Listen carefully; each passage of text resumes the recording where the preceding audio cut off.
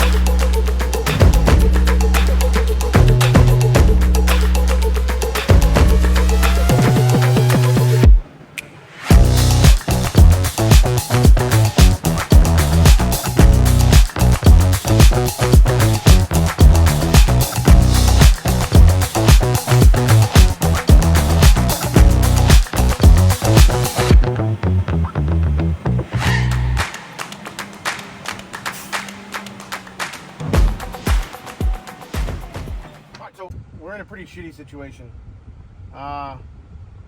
These dumpsters that were built for a swap loader 105, I believe, and I've got the swap loader 220 or 200. I'm not sure which one I've got, but the issue that I'm having is the tabs, the locking mechanism, and I'll throw some pictures up here right now, is when I load the dumpster up, the tab is too long on the dumpsters. They built the tabs too long, so it sits on top of my locking pins of my hoist.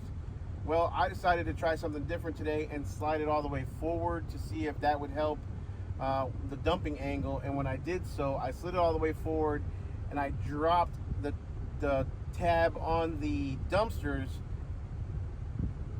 onto the rails, which means that it was good. I can lock it when I roll, dump it, but when I go to drop the can off, I have no way to remove it. Let's go, let me show you.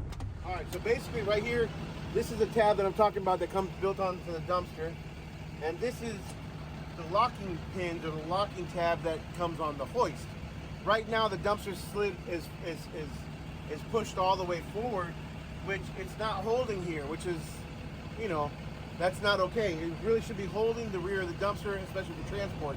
Right here, we're only going literally, 100 yards. We're not going very far to dump, so it's no big deal. So in order for me to slide it backwards, it should be, when I slide it backwards, this should be towards the front and past this tab. Let me show you when I slide it backwards.